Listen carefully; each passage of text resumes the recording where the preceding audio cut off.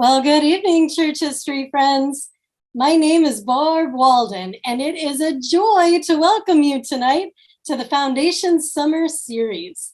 Throughout the month of July, we have been on a virtual journey down the Restoration Trail, and tonight we get to tour Liberty Hall, the wonderfully preserved historic house that Joseph Smith III and his family called home for 14 years.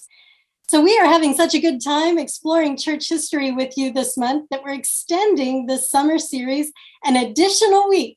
So for our bonus evening, we will explore the history behind a new, old 1840s daguerreotype that was tucked away inside a locket that was passed down through the women of the Smith family. Our guest historians next week are Ron Romig and Lachlan Mackay. If you were in attendance last week for the Plano tour, you saw a sneak peek of what to expect, except that next week, next Wednesday, Ron and Locke will go into much greater detail in their program. So be sure to mark your calendars for this exciting night on Wednesday, August 3rd at 7 p.m. Central. And remember, this is next Wednesday, not our usual Thursday meetup time. So next Wednesday at 7 p.m. Now, as for tonight's exciting program, Steve Smith is joining us, and he will be our virtual guide and sharing all the glorious details behind Joseph Smith III's Liberty Hall.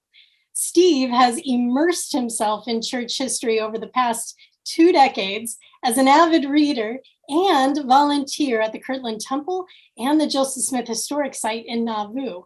But Steve's Mount Everest experience has been serving as the site director of Liberty Hall there in Lamoni, Iowa.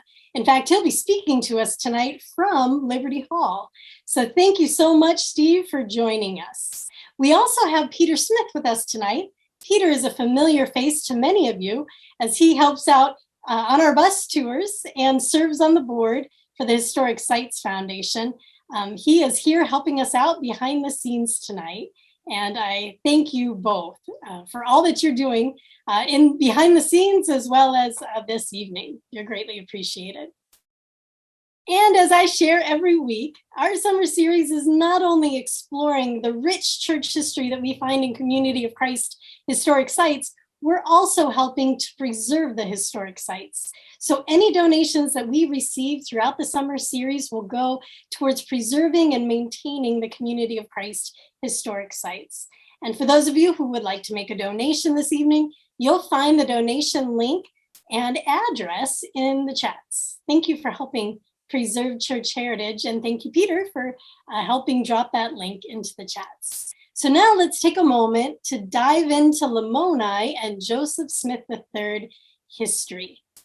I am going to apologize now that I am going to speak a little bit longer than the 7 to 10 minutes that I had anticipated speaking. There is a lot of history in the Lamoni period, and especially at Liberty Hall with Joseph Smith III and his family. So I'm going to do my best to briefly run through some of the highlights of the Lamoni period, but I teach a class in the church seminary that is at least an hour long that focuses on Lamoni. So I'm doing my best to condense that hour-long class into 10 to 15 minutes. So last week, we left off with the church headquarters being located in Plano in the 1860s and 1870s. And Plano served us well, but there was a yearning to gather back to independence.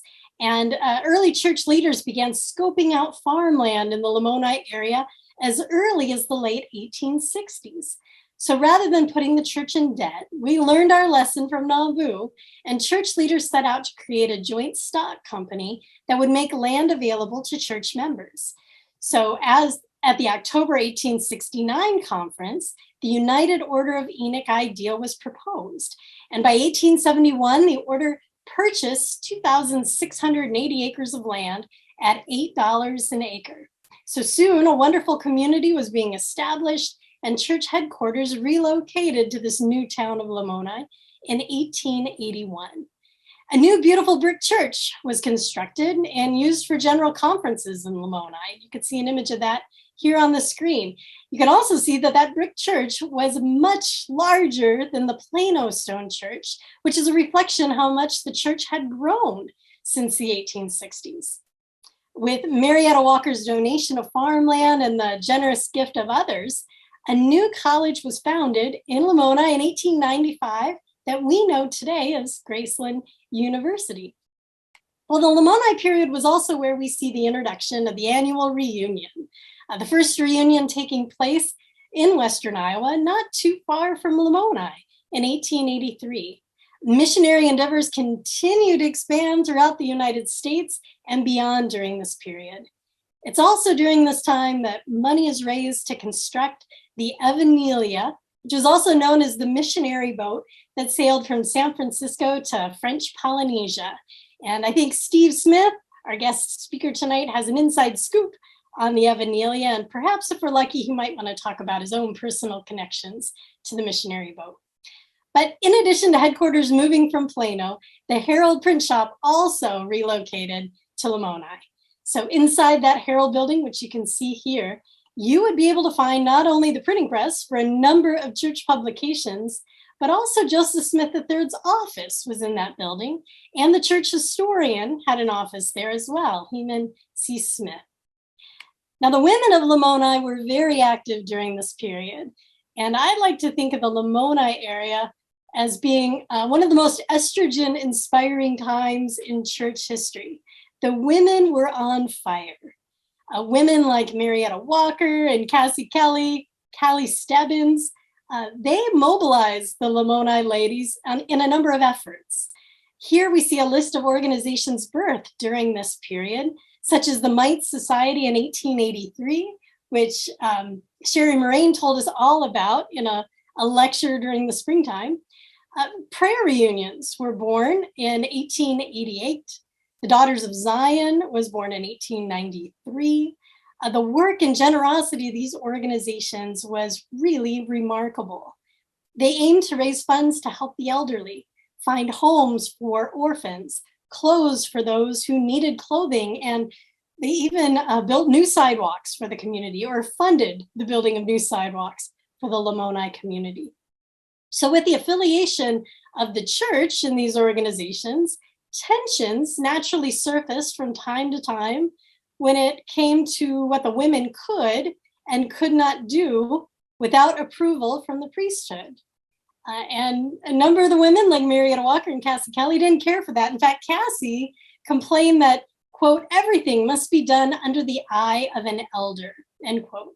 Apparently, President Joseph Smith III thought they were capable, the women were capable of doing much more. They needed that independence, and he expressed that opinion in a letter to his daughter Audentia in December of 1897. Audentia served on the board of the Daughters of Zion at the time and would have known of those frustrations. And Joseph III writes to her, "My opinion is that the Daughters of Zion should engineer and conduct their annual meeting at Independence entirely within themselves, presiding offices, secretary, ushers, speakers, and all. Don't ask a brother to peep a word. If you go down, go with your colors flying, women on deck in command, women at the guns and at the helm. Don't let an elder or the son of an elder have a thing to do with it from A to Izzard. That's my opinion." This is one of my favorite images of Joseph III. He looks rather grumpy in that image. I'm not sure if he was having a rough day or what was happening there, but it's a great image showing his human side. And that is a great quote, but those women did a lot during the Lamoni period. The 1907 General Conference resolved that the Daughters of Zion and the church bishopric should work together to build a home for orphans. Orphans in the community and outside of the community, including outside of the state of Iowa. So within 3 years, they raised enough money to make the children's home a reality. You can see an image of the children's home here. Elijah and Emmeline Banta's home on South Street was purchased and converted into a home that could house as many as 40 children at a time. The women's organizations assumed responsibility for the expense of the operation moving forward, and the home stayed open until 1926. It was used as a Graceland dorm very briefly until it burned down in 1927. And in addition to finding homes for orphaned children, Lamoni also looked after the elderly in the community by building the Saints Home in 1898. And as you can see on the screen, it was a beautiful building with around 50 rooms located about a mile west of Lamoni, sitting on land that was given by David Dancer. Alice Dancer was appointed matron of the Saints Home, and she served in that capacity until she grew old enough to become a resident herself. So needless to say, the Lamoni period was an exciting time in the life of the church. And all of this was happening while Joseph III and his family living in Lamoni there at Liberty Hall. So let's talk a little bit about that. If you recall from our night in Nauvoo, Joseph Smith III married Emmeline Griswold in his young adult days. He was smitten by her. She was his first love and he adored her. But unfortunately, she passed away way too young, leaving him with 3 daughters to care for. Steve will share more details about this period in Joseph III's life. All I can say is that Bertha Madison, who would become Bertha Madison Smith, saved the day when Emmeline passed away. So Bertha was born into a family of immigrants from Norway. She was a hard worker and she shared 9 children with Joseph III. Unlike Joseph's first wife, Emmeline, Bertha loved the social scene in the church. She loved hosting parties at their home. Bertha and Joseph, after they were married, they had their honeymoon, if you will, at a church conference. For goodness sake, she had to have loved the social scene within the church in order to spend her honeymoon at a church conference. It takes a special woman to be content with the church conference for a honeymoon. And Joseph III was a very lucky man for that. Bertha, Joseph, and the Smith family moved into Liberty Hall in 1881. And Bertha's parents joined them as residents at Liberty Hall as well. So at first glance, this historic image that you see on the screen doesn't really show the vibrant life that consumed Liberty Hall. It was anything but a quiet home, as the family often opened its doors for meals and a place to stay to those in need. I don't know, maybe Steve can correct me, but I don't know if the Smith family ever had the home all to themselves during the 14 years that they lived there. Joseph III captured the spirit of Liberty Hall when he said these words: "Liberty Hall thrived with life, teeming with the bustling activities of a large and growing family. Birth, death, and marriage occurred within its walls. Joys and sorrows succeeded each other as days and night." It's easy to understand Liberty Hall as a bustling house, considering how many children and grandchildren were living there at various times. This screen shows just a few of the young ones who called Liberty Hall home. In addition, 3 future church presidents called Liberty Hall home. That is Frederick Madison, Israel A., and W. Wallace. Their presidencies covered most of the 20th century. Now, the Smith children were active in music, sports, and clubs. Joseph was a proud father, and you can see this with his boasting about Israel's baseball skills in a letter to his daughter, Lucy. Joseph III wrote her, "You could tell by the score that Israel had again played an almost faultless game at first base." When he traveled on church assignments, he would often write to his children and bring them little gifts from his journeys, like a pressed leaf or a flower.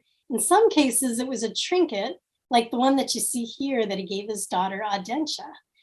Aydah and Joseph had a close relationship. And when Bertha passed away unexpectedly, Aydah and her husband moved into Liberty Hall to help manage this busy house. She also aided her father in writing his memoirs towards the very end of his life. They were really close. And one of the more touching stories behind Liberty Hall comes from an Autumn Leaves publication, an article that Aydah wrote as a tribute to her father about a decade after Joseph III passed away. And as you recall, at the top of the hour, we shared the tragic story of Joseph Smith III mourning the unexpected death of his 6-year-old daughter, Azuba, as the result of a tragic accident that happened on a school playground. Joseph was absolutely devastated by this loss, and it took a long time for him to heal and to recover from losing Azubah. But after a time of healing, he recognized that having gone through such sorrow, having gone through such a tragic loss as losing your own child, he became more sensitive to the sorrow that others were feeling when suffering through similar circumstances. And in many ways, he felt like losing Azubah made him a kinder, more compassionate minister. So now imagine decades after his young daughter's death, Joseph's own daughter, Aydah, lost a child, and she is equally devastated as he and Bertha were. And during this time of loss, Aydah was attending a family gathering at Liberty Hall where everyone was in good spirits and enjoying each other's company. Aydah was invited to sit down to play at the organ as everyone gathered around her to sing. I can imagine her taking requests, as she was a pretty talented musician at the time. So she's playing the organ and everyone is singing their favorite songs. It's a grand time. And then she begins to play the hymn, "Nearer My God to Thee." And the hymn and the words just rip her heart out as she thinks of this child that she lost, this wee lamb, as she called the child, how much she missed holding that young one. And her eyes begin to swell and her hands begin to tremble on the organ keys. And she doesn't want to take away from the celebration. So she does what she can to have the strength to finish the song. And then she quietly slips out of the room.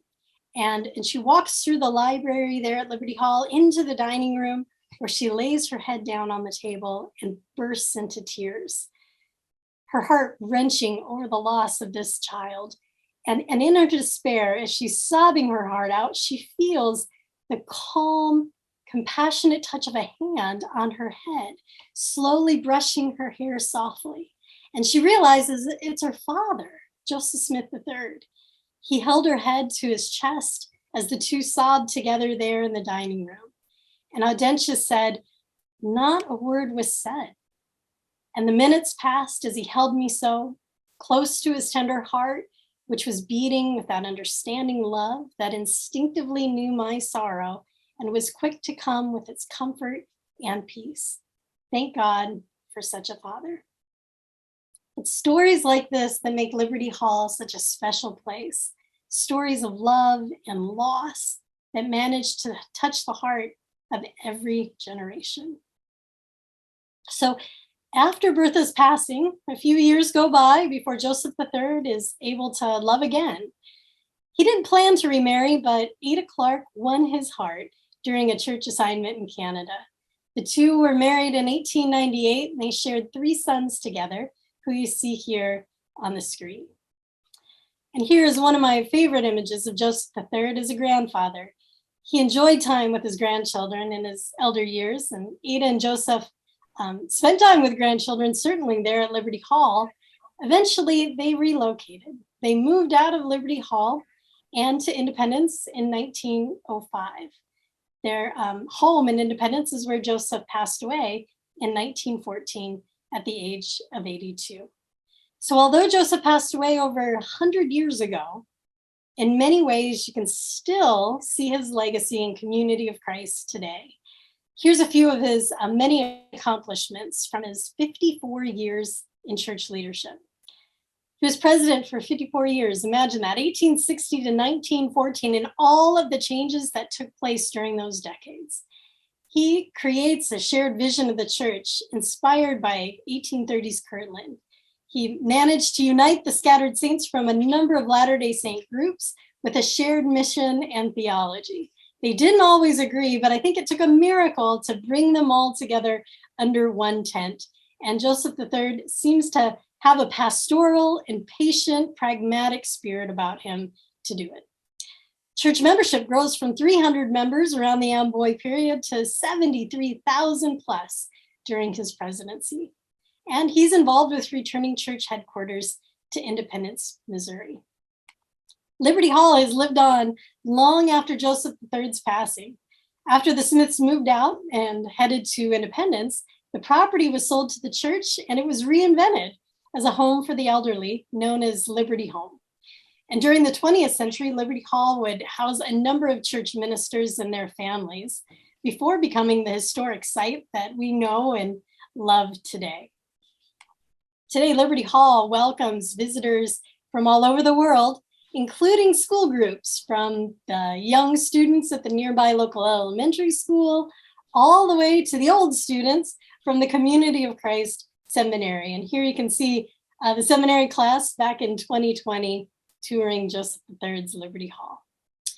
So that's a little Lamoni and Liberty Hall history and context. I'll turn things over to Steve for the rest of the story and our virtual tour this evening. Barb, this is Peter, and I'm going to jump in real quick. I've got two questions that might actually be directed toward you before we continue. Okay. The first question, I'm going to start with a Lamoni question from Paul DeBarth. He said, what other founders of Lamoni have homes still standing or restored? Banta, Dancer, Stebbins, any monument or recognition of the Order of Enoch? Boy, that is a good question. I don't know which homes are still standing today. Steve, do you happen to have an answer to that? Well, the Dancer home, the Dancer home is still standing. It's a bed and breakfast here in town.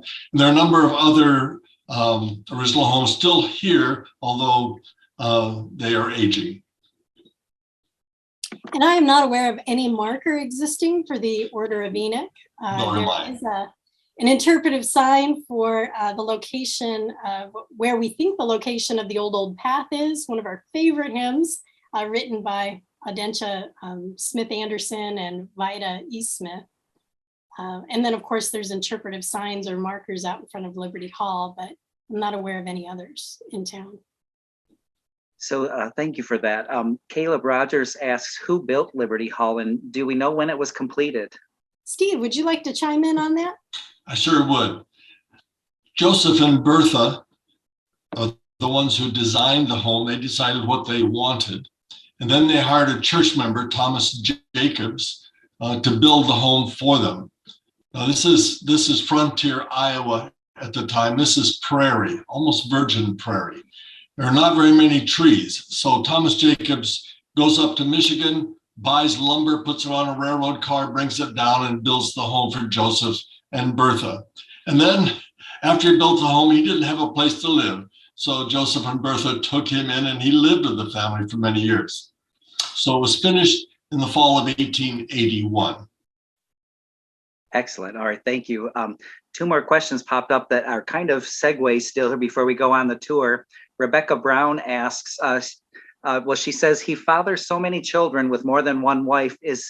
He is Joseph Jr. and Emma's son. Is it just the time to have as many children as possible, or is it a holdover from his father's teachings in later Nauvoo? I think it was pretty common to have a large family, especially if your family was involved in farming. So I don't think it had anything to do with his father's teachings in Nauvoo. If anything, Joseph III was adamant that his father wasn't involved in teaching polygamy. And it seems like he dedicated much of his time in church leadership trying to squash what he thought were awful rumors of his father practicing polygamy. So I think it wasn't uncommon to have a large family, especially if you were a farming family. That was more hands to help out on the farm. All right, thank you, Barb. And one last question before we turn it over to Steve. What was, Ronald Baldwin asks, what was the fate of the Saints home that seems to have been functionally replaced by Liberty Home? The Saints home for the elderly. That home was continued, and then when Joseph and Bertha moved away from the home in 1905, 1906, then Liberty Hall was turned into, it was called Saints Home, it was called Liberty Home, and it also, they housed elderly church members there. Eventually they closed the Saints home, the brick home that you saw in the picture, and that was then used as a dormitory for Graceland students for a number of years, and for other things, and then was left empty and eventually was torn down. And if I remember correctly, it's in early 1950s when it was torn down. I don't have that date in my mind. Then they moved all of the elderly patients at that point over to Liberty Hall, and Liberty Hall as Liberty Home continued to have elderly church members living there until the early 1950s. Excellent, thank you. All right, we're all caught up on questions. Thank you, Peter. Well, I will turn things over to you, Steve, for our virtual tour. Okay, Barbara. Welcome to Joseph Smith's home here in Lamoni, Iowa. Joseph's home, which he called Liberty Home or Liberty Hall, is the centerpiece of the Liberty Hall historic site. Joseph called his home Liberty Hall not as a political statement, but as a statement of hospitality. He wanted guests to feel at liberty in his home. My name is Steve Smith, as Barbara has said. It's on my honor to serve as the team leader or site director for Liberty Hall. And I would like to acknowledge a debt of gratitude to Alma Blair, who restored the home in the 1970s, and to Norma Derry Hiles, who gathered personal and period artifacts with which it is furnished today. Liberty Hall is a totally volunteer staffed site. And I would like to give a shout out to Richard Oliver Smith, who is our director of maintenance, and to the rest of our fantastic group of volunteers, which keep the home running. The state of Iowa is named after a Native American tribe whose traditional hunting grounds included what is now Lamoni and the Liberty Hall historic site. The Community of Christ has initiated a process that will honor the first Americans that were present in this area when the early church members settled here. We acknowledge the tribal people's presence here and their respectful stewardship of this land. Moving forward, as current caretakers of this sacred land, we will continue the restoring and healing of relationships. Having said that, I'm speaking to you from the office up on the second floor of Liberty Hall, but let's go inside. Barbara, can you take us into the hallway? You stepped inside the door, you're looking north through the hallway that divides the house into the family side on the right-hand side there, the east side, and the more formal side on the left.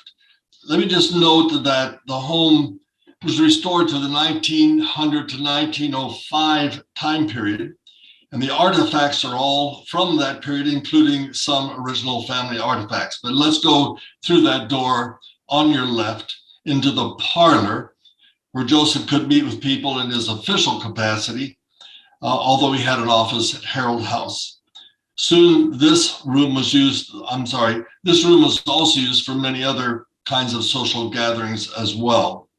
As you come into the parlor, straight ahead of you there is a life-size portrait of Joseph Smith III.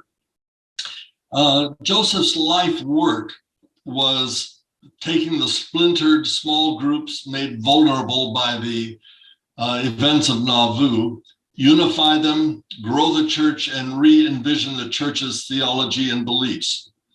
During his 54 years as president, he became a beloved and pragmatic leader. He was also a loving husband and father, and Liberty Hall is about both of those stories.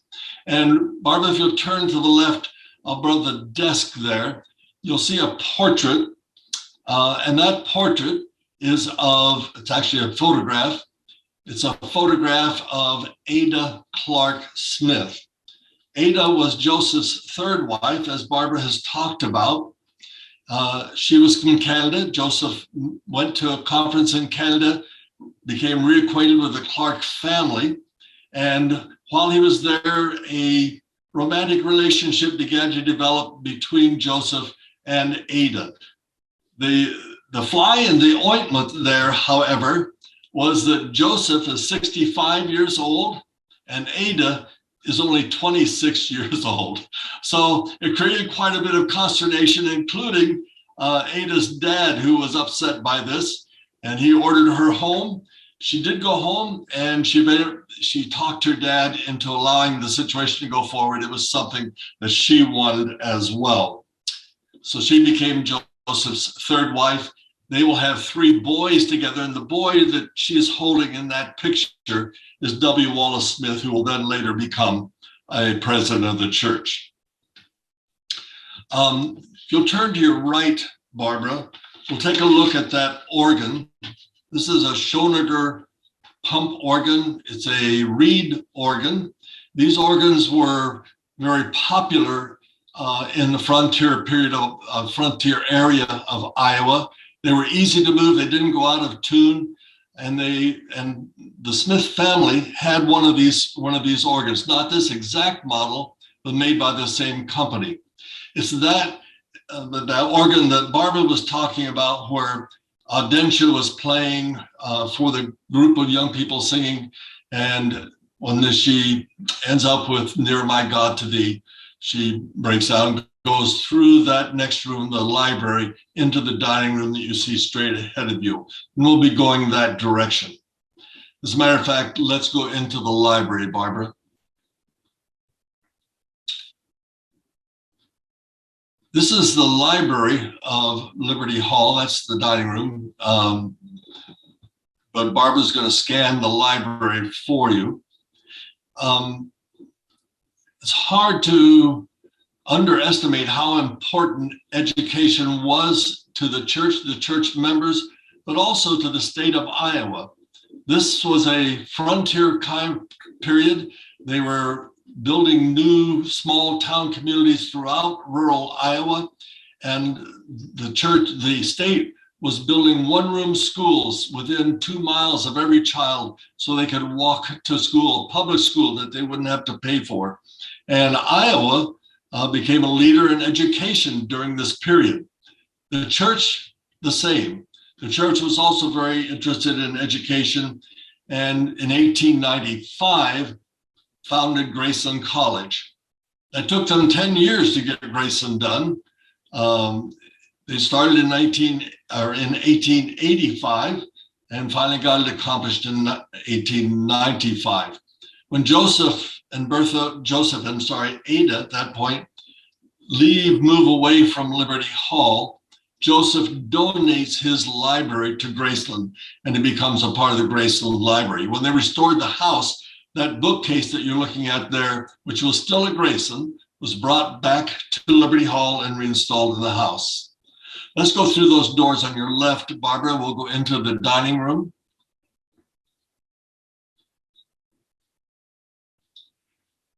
The dining room table you see here is, the china is set for kind of like a Sunday dinner, kind of formal dinner. That chinaware that you see with the gold rims was not Bertha and Joseph's. It actually was Joseph's nephew, Albert A. Smith, the son of David H.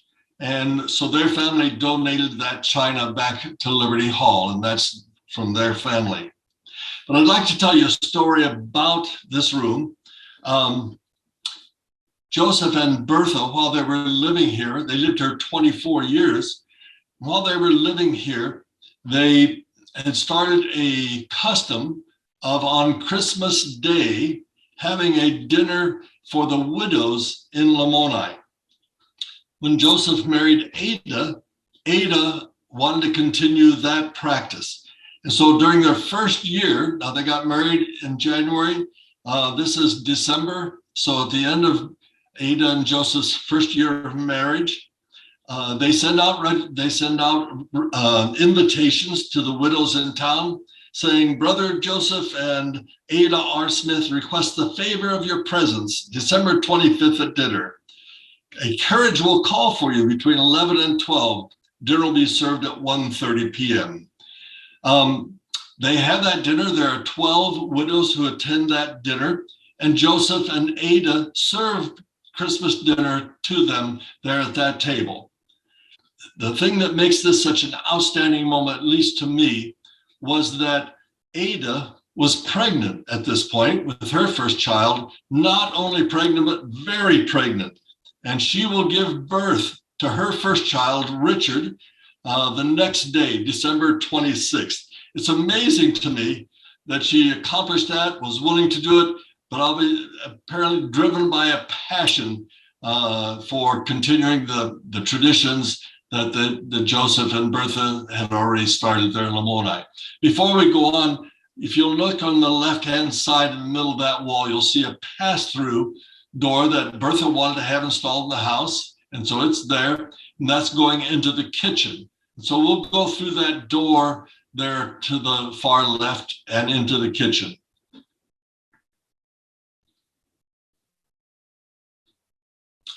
As we go into the kitchen, just like for you to think about, that's the pantry. We'll talk about that in just a second. Before we move on, Barbara, okay, it's okay. That table, I was just going to point out that table and chairs are original to the house. Those belong to Joseph and Bertha.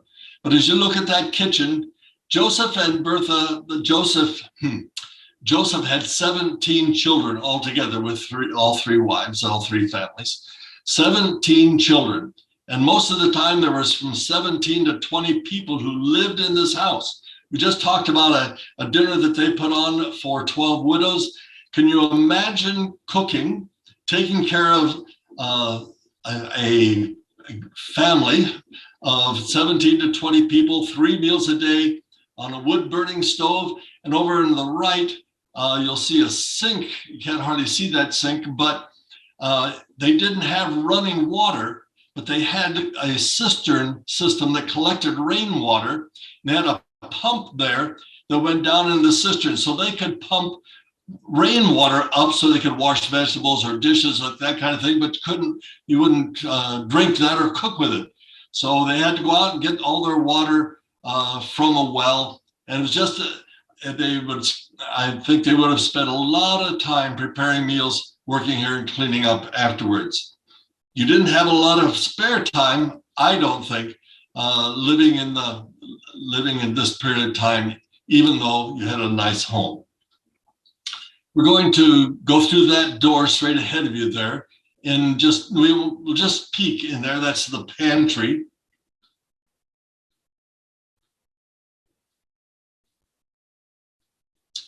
As you look in this pantry today, we see an awful lot of china in there. I don't think that they probably would have had that much china. Instead, I think their shelves would have been filled with canned vegetables, canned fruits, that kind of thing. But as we can just slip inside and you turn to your right, you'll see a little contraption clipped to the shelf here, and that is an apple peeler. Joseph had an apple orchard. He's very proud of his apple orchard. And the people in Lamoni tell stories about how he would carry bags of apples in the fall into town as he was going to work and give them away. If you put an apple on those 3 little tongs on that, turn the handle, it automatically peels the apple for you so you can make pies or can them or whatever. Right next to them, behind them, you'll see 2 circular boxes and a square box. Those are all 3 butter molds. And after you made your butter, then you would put it in those molds, and the lids that you push down against the butter have carved designs in the top so that when it comes out, you put it on the table, it looks pretty. If you just turn a little further to the right, Barbara, we'll see some butter churns, and I'm told it takes about a half hour with cream to make butter. And so again, these were chores that the kids had, and life was a busy time. We're going to go back out into the kitchen and through the door to your left, go into the hallway there.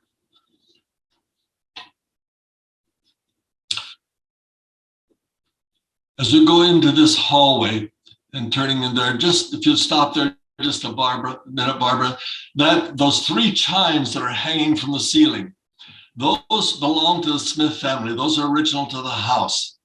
And the kids tell stories about how their dad, Joseph III, liked to get up and cook breakfast in the morning. He was an early riser, go down to the kitchen, get the stove warmed up, and he liked big breakfasts. He would have flapjacks and steak and eggs and pie if there was pie. And Joseph says in his memoirs that if there was 2 pieces of pie, if all the better.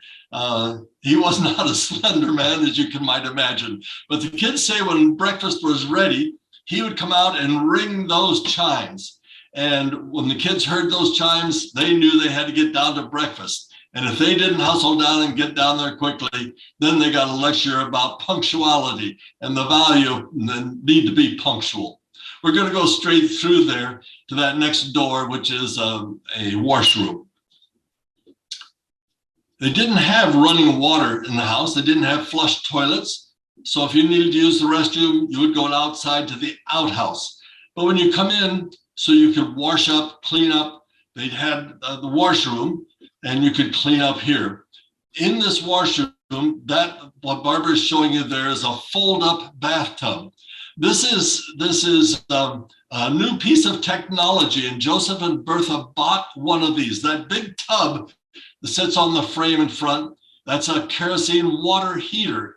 So you could put the water in, you didn't have to warm it up, didn't have to cook it on the stove or boil it on the stove. You could bring it in and bring it in. You could heat the water up there, get it in your bathtub. When you're finished with the bathtub, though, it would stand up straight. It would close up. And they were told that the one that Joseph and Bertha bought actually had a wood cabinet around it. So you wouldn't even see that it was a bathtub. It would look like a closet or a clothes closet or something. They paid $42 for their fold-up bathtub. Let's go to the door through the right there into the family room. Hey, Steve. Yes, Peter. Before you go any farther, I have one question that kind of ties in with the bathroom. Okay. Paul DeBarth asks, he says, Richard Coleman, who lived there when we were in high school, commented about ice on the inside of the windows. Is there any insulation in the home? Today there is. I don't know how much insulation there was at that period of time. Alma Blair would know. We dearly miss having Alma here. He has an institutional memory of those kinds of things. But I know that my little brother, my big brother, older than I, he talks about visiting his great grandmother in Nauvoo, and they had those wash basins. And he talks about sometimes he got up in the morning, had to break the ice in the wash basin to wash your hands or face. And so there, the houses were cold. We didn't have any central heating or air conditioning. And you open the windows in the summer, and you heat up the fireplace and so forth in the wintertime. This is the family, and yeah, Peter, if there are questions, just let me know. Yep, one last question about the bathroom. Jean Cook or Koch, I'm not sure how to say her last name, but she wants to know, how was the bathtub emptied? That's a good question. I wondered about that myself. Alma says they had drilled a hole in the floor, and they just had a tube that went from the drain in the tub down through that floor, and the water went down into the dirt foundation, the dirt basement of that part of the house.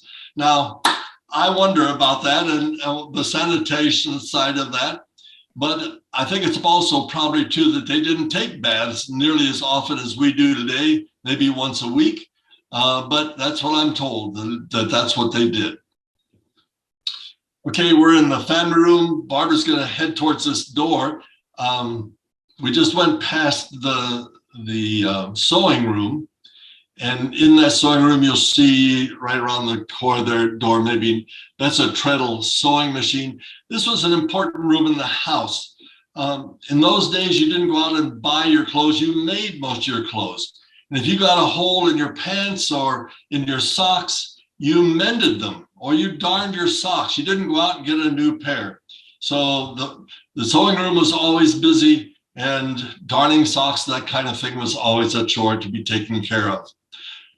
We'll go past this into that next bedroom, what I call Sister Black's bedroom, or Grandma Black's. The kids called her Grandma Black. This is quite a story. While the church headquarters were in Plano, while Joseph and Bertha were living in Plano, Sister Black joined the church. Now, her husband was very much opposed to joining the church, very much opposed to the church. He was opposed to his wife joining the church, and he told her if she joined the church, he would leave her.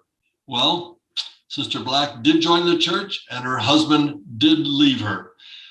So she didn't have a place to live. She was crippled. And so Joseph and Bertha took her in, made her a part of the family. And the kids called her Grandma Black. She lived in this bedroom. She moved to Lamoni with them. This was her bedroom until she passed away. You'll see also some of Joseph's things in this bedroom, family photographs and a trunk. In this early railroad time period, the railroads would generally provide free transportation to ministers. So it was cost effective for missionaries to go out, but they would be gone for long periods of time. And Joseph himself was gone a couple of times for more than a year while Bertha is taking care of the family. She has my hat off, and she took care of the family wonderfully well, but they could put all of their goods in there. The picture you see right in front is of Emma Smith, Joe Smith Jr.'s wife, and she's holding David Hiram Smith in that picture. Up above is Audentia. We'll keep going and we'll go back into the family room.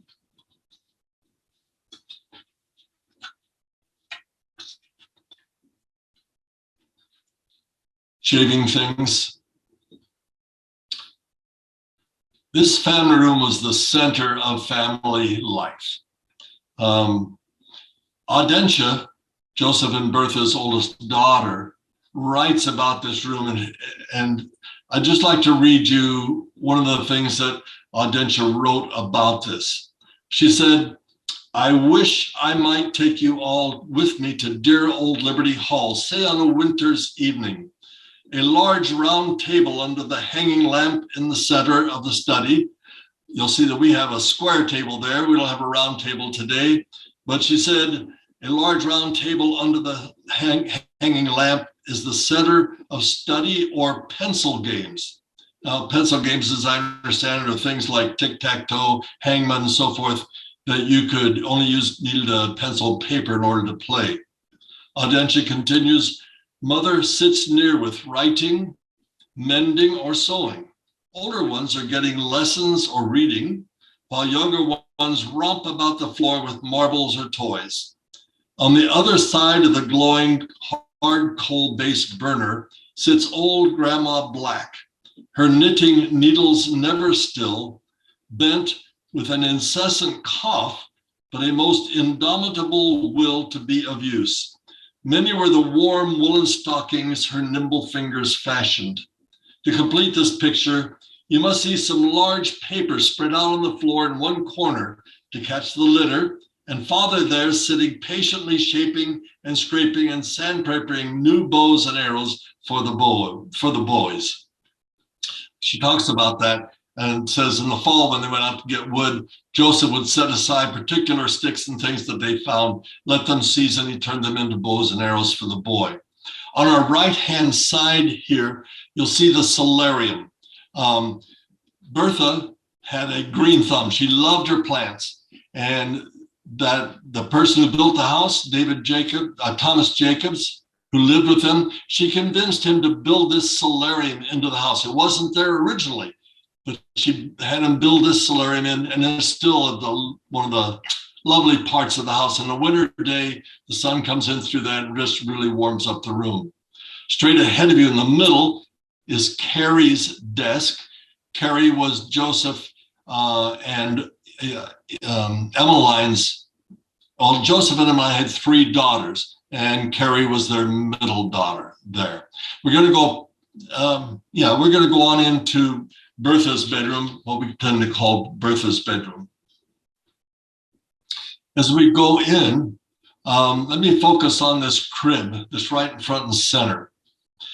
That crib, which is one of our newest acquisitions, was donated by the Smith family, was built by Bertha Madison's father. They called him Mads. Mads Madison.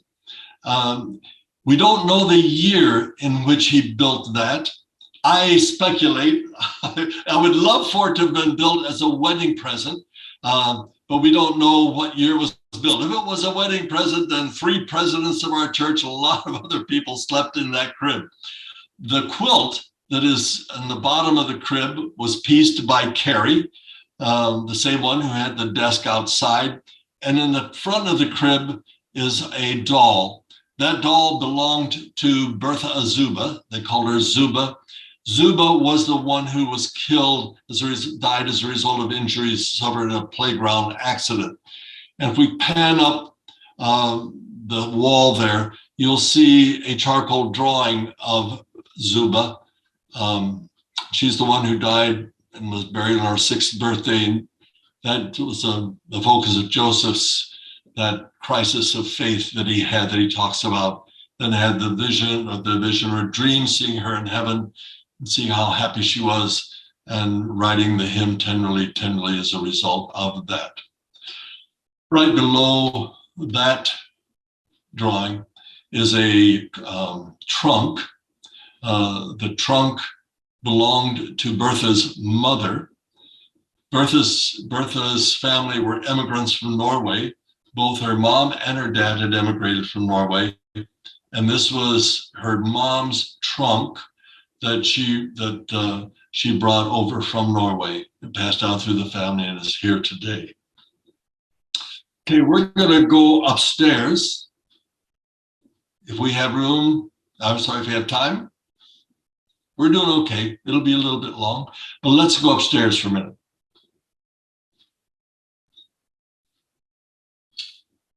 We'll go back out into the hallway, up the stairs. The banister to that stairwell is original. Alma Blair found it up in the attic. It had been dismantled and he put it back together and rebuilt it. We're going to go up that stairs to the hallway. That door straight ahead of you was not there in the 1880s. That was a wall. That was the outside wall. In 1906, when they turned this into an old folks home, they added 2 rooms there for staff. So that's what's behind those doors, but it's not an original part of the house. We're going to turn around to the right there and go up to the hall next to the stairwell, to the far door on the left there, and go into that room. And this was the boys' room. There were 10 bedrooms in this house, 2 downstairs, 8 upstairs. But of the 8 upstairs bedrooms, 6 of them are pairs of bedrooms. They're double bedrooms. You have to go through the first room to get to the second one. And in this double bedroom was kind of dedicated to the boys. As we come in here, if you can turn to the left up on the wall is a picture of Bertha. One of my pictures I particularly like of hers, I think she was during this period of time while she was living here, taking care of the family at Liberty Hall. And then we're going to go on through that doorway into the second room of the boys' bedrooms. This room we rather dedicated to Fred M. Fred M. Loved science and technology and mechanics. He was instrumental in getting the telephone company and electric company into Lamoni. And in his library, he had books from Darwin and loved scientific kinds of things. If you look straight ahead at that desk, right next to the desk, while we're looking at that, is a tuba. Fred M. played the tuba. And on the table there on the desk, you'll see some of the pictures. Let me just talk about that. You'll see a box in the middle of that, a black box, not the silver box, a black box. That's a Kodak camera. Kodak began selling individual cameras in 1888, and Fred M. was fascinated with photography. So many of the photographs of the house we think were taken by him. But the film inside that camera you had to develop to get the images onto paper. And so Fred M. took this closet that's straight ahead of us and turned it into a dark room where he could do that. You'll see that window, that little window, and you can kind of see that there's red film in that window. The reason for that is because if you take film out of the camera, the old roll kind of film, white light will destroy the image on the film, but red light does not destroy the image. So in order to have some light in the dark room, the inside of that closet, when you're working on the film, you needed some that you could close the door, you'd have some red light coming through there so you could see what you're doing. And so Fred M. turned that into his dark room. Fred M. goes ahead, gets education. He's the first graduate of Graceland College, now Graceland University. And he will end up getting his doctorate degree in psychology just about the time that he becomes president of the church in 1914. We're going to go back outside on over to the next set of 2 bedrooms, which were the girls' bedrooms. And before you go, Steve, Yes. I've got a question. Justice Manning is asking, you mentioned all these bedrooms and stuff. How many total rooms in Liberty Hall at the time of its occupancy by Joseph III and his large family? And have there been any additions? I know you mentioned the solarium, but any additions other than that during their residency or since?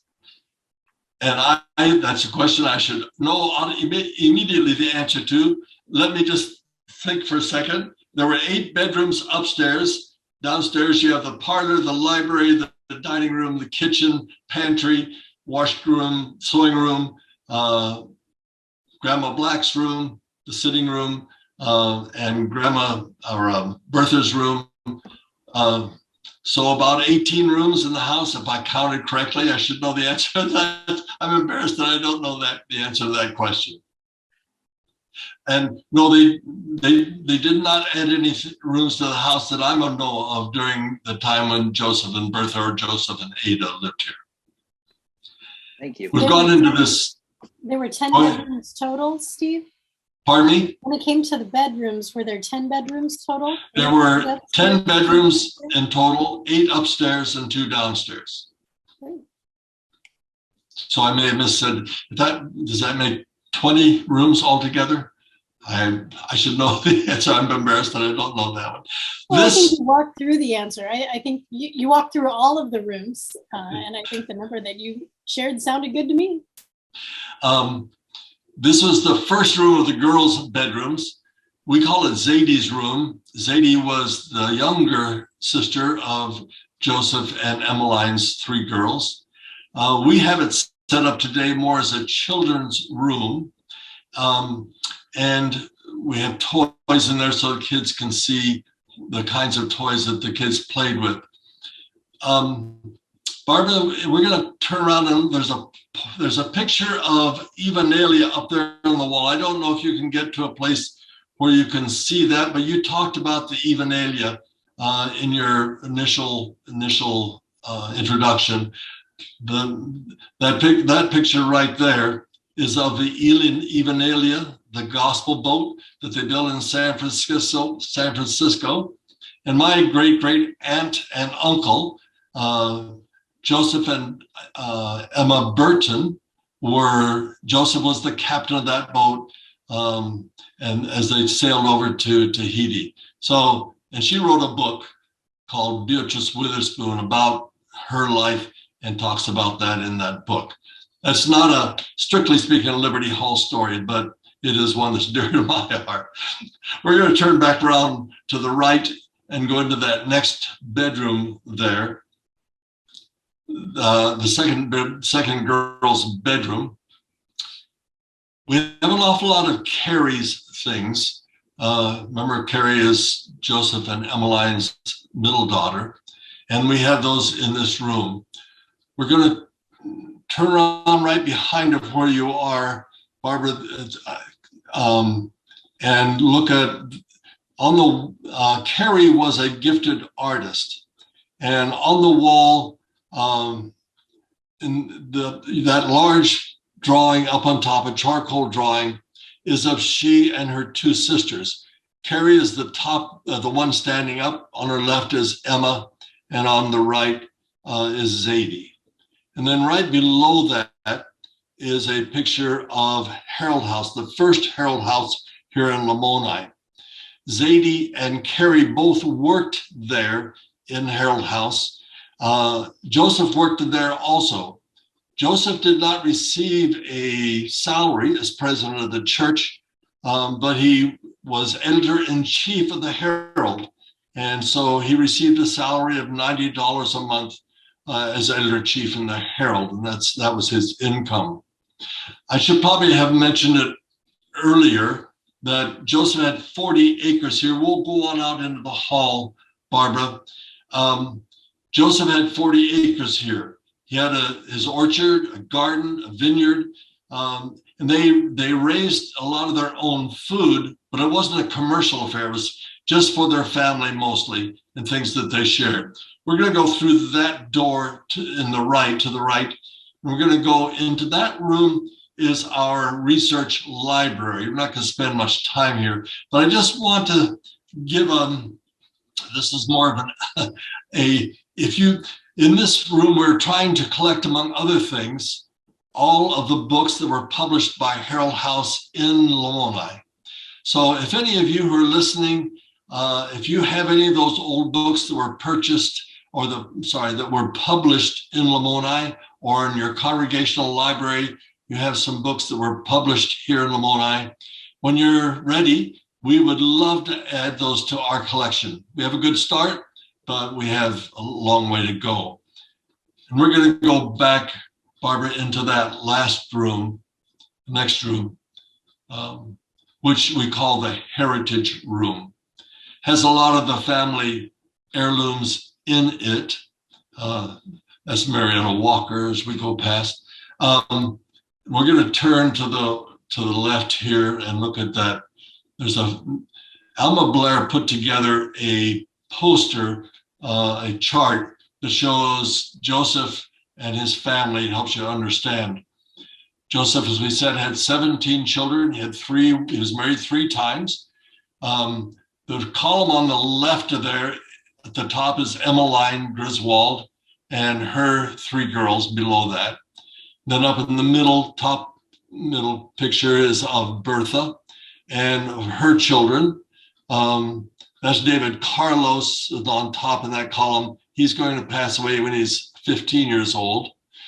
And so then that leaves Fred M. as the oldest male in the family, and Fred M. will become president of the church after his father. Right below him is Israel A. And when Fred M. passes away, Israel A. then becomes president of the church. Up there in the middle is Audentia. We've talked about her. She writes the music for the Old Path, among other things. And the other, Azuba up on top, the one who died the day before her 6th birthday and so forth.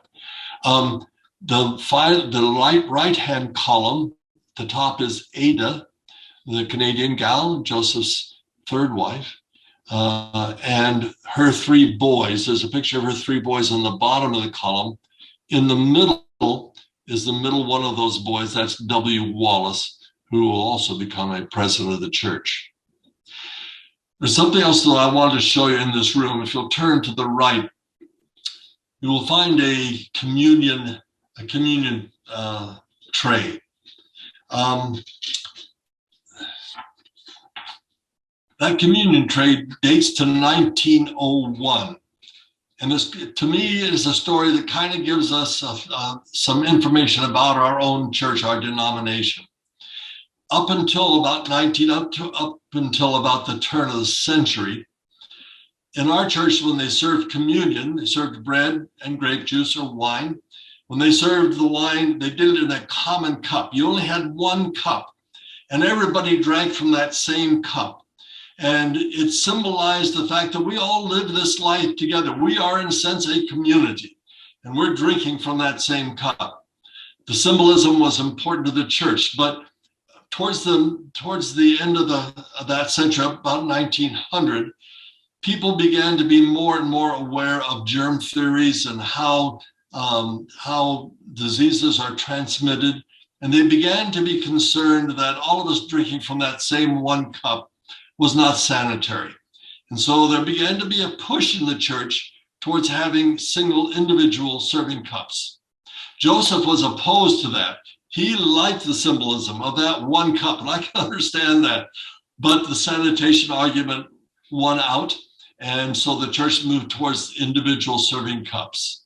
But when they did, some of the church members were so upset by that they left the church. And the reason I tell that story is just to illustrate that dissent, divergence in our church goes back, has a long history. We still have a long way today to grow towards accepting diversity and being united in our diversity, allowing disagreements to happen.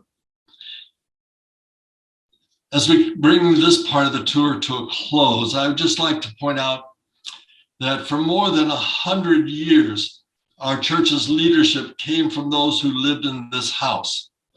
Joseph Smith III became president of the reorganization in 1860, and he led a re-envisioning of the church and its theology that lasted then for about 100 years and was known as the RLDS Church. Two of his sons, well, he had Fred M. and then Israel A. The third one, W. Wallace, takes over as president of the church almost 100 years later, 1958. So 100 years later, W. Wallace is again re-envisioning the church and leading it towards what will become community of Christ in the theology as we understand it today. We don't know how Joseph Smith Jr. felt about the changes that Joseph Smith III made, and we don't know how Joseph III would have felt about the changes that came about as community of Christ. But being here in Liberty Hall, it gives you a chance to ponder these questions and think about those kinds of issues. I hope someday you'll come to Liberty Hall and visit us. You can play the Schoeneger pump organ, and we'll be happy to. There's lots of more stories and artifacts in the house to share. Barbara? I have a few more questions for you, Steve. Okay.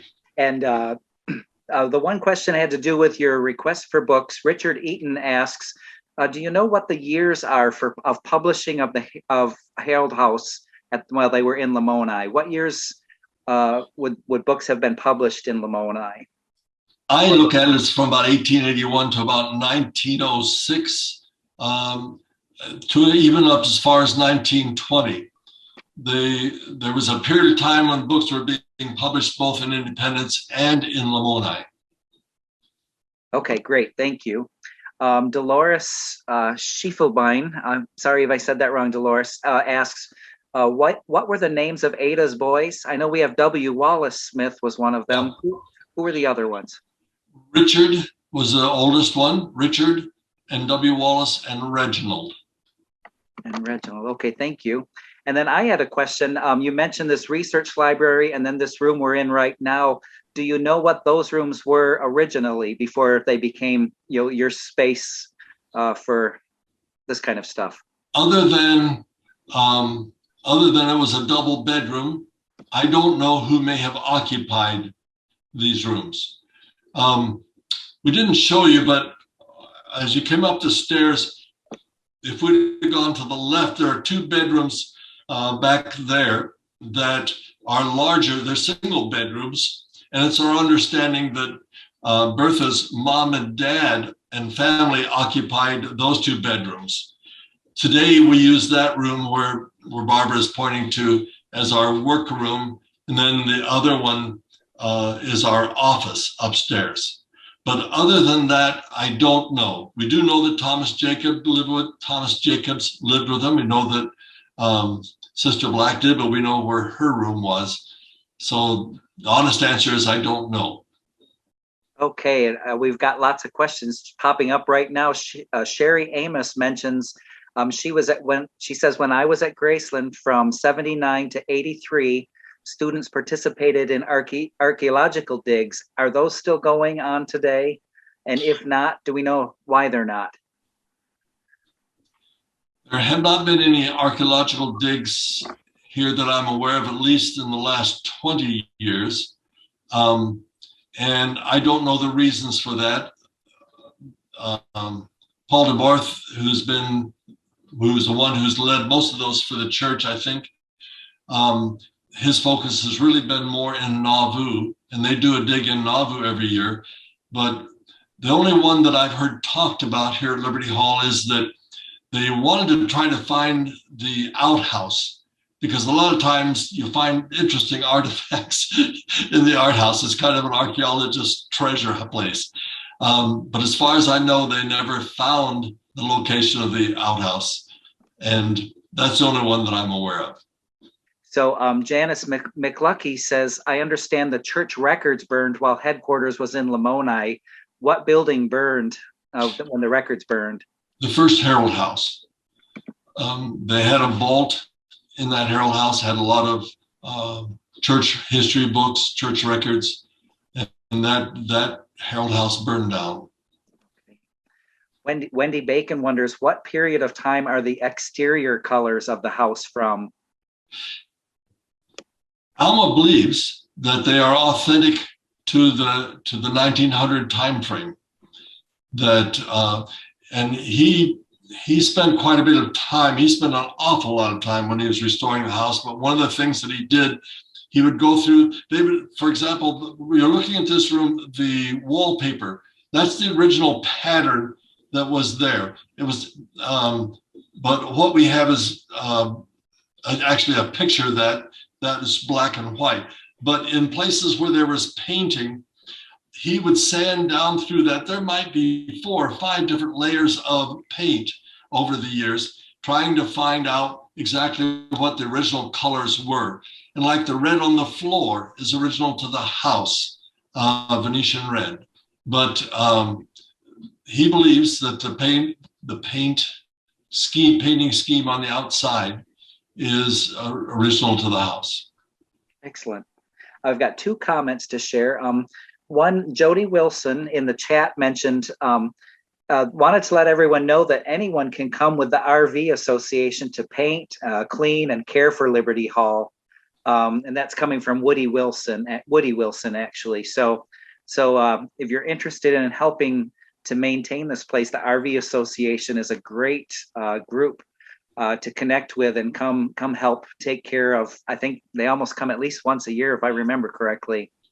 Yes, if I can just give a shout out, they've been coming once a year and doing magnificent work, helping us do things that we would not be able to accomplish on our own. And finally, Nolan White, in a bit to an answer to my question, says it seems like maybe there would have been a room or 2 for guests, and maybe that's what the research room and the library rooms upstairs could have been, guest rooms. Yeah, and they did have a lot of guests. That's true. That's all I've got. Thank you, Peter.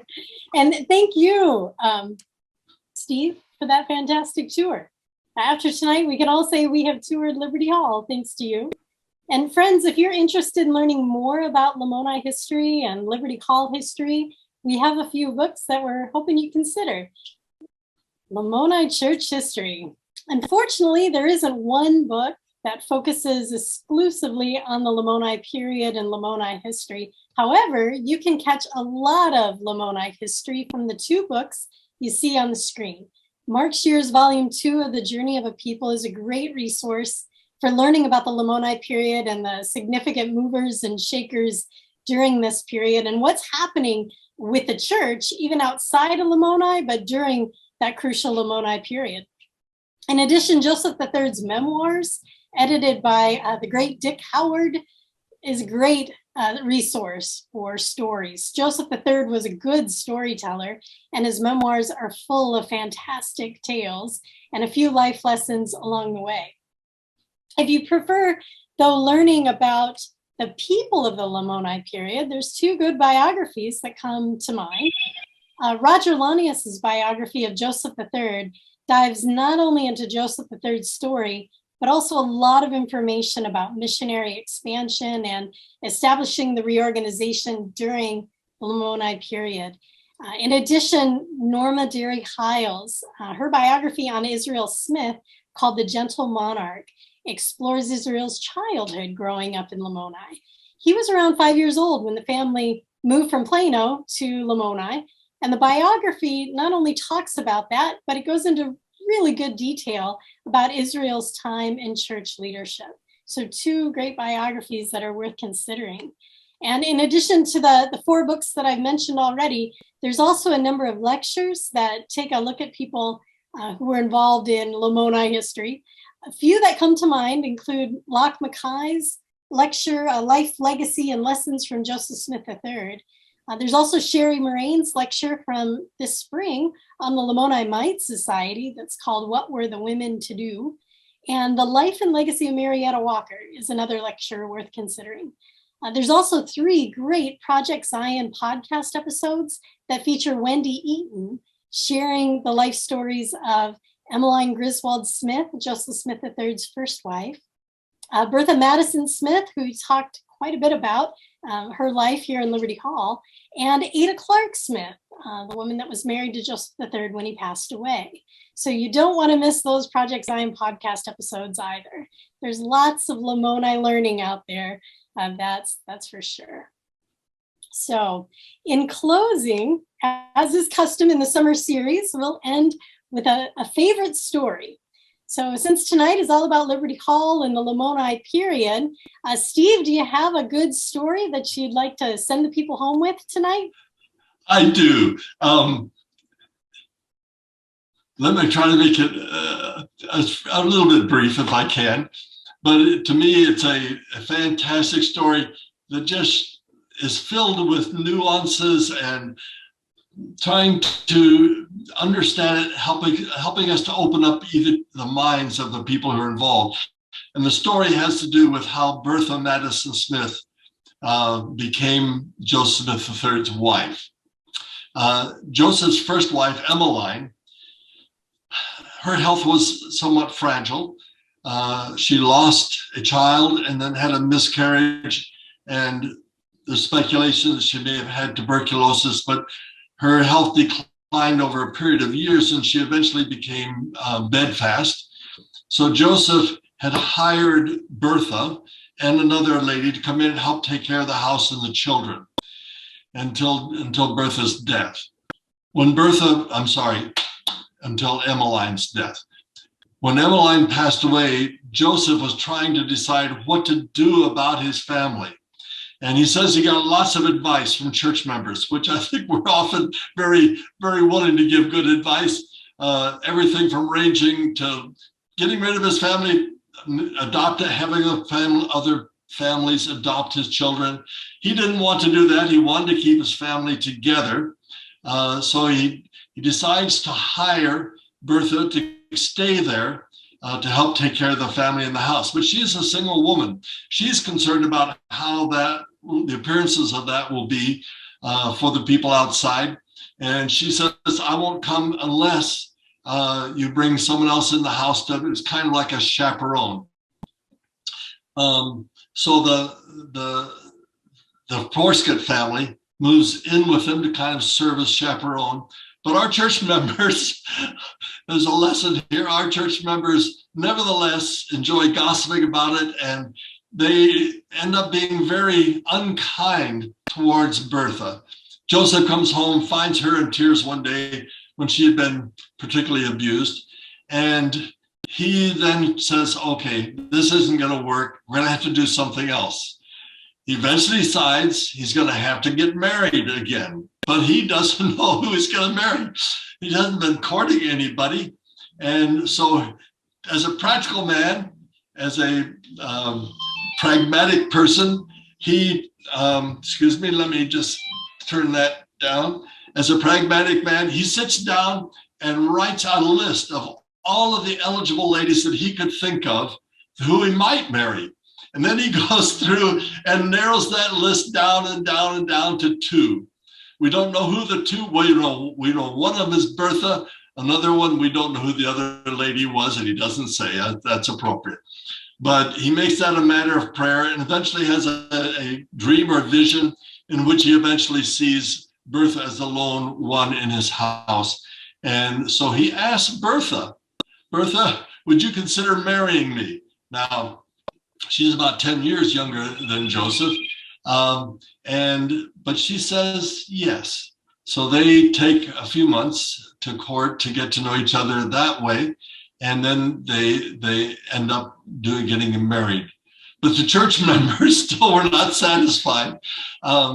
They complained that Joseph hadn't waited for a full year before he remarried, which was thought to be the appropriate waiting period.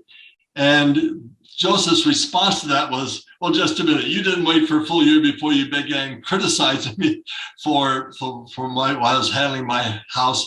So I'm just going to ignore your complaints.